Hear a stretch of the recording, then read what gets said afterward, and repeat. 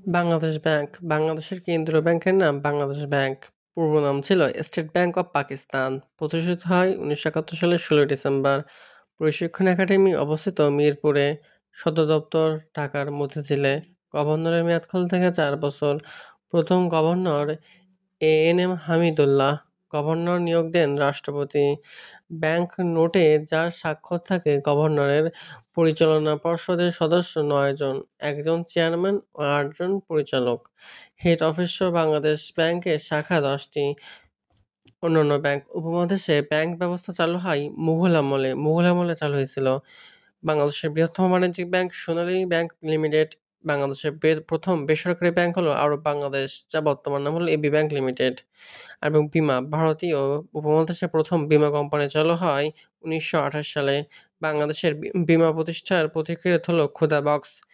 বাংলাদেশে চালু একমাত্র বিদেশি বীমা কোম্পানির নাম অ্যালিকো।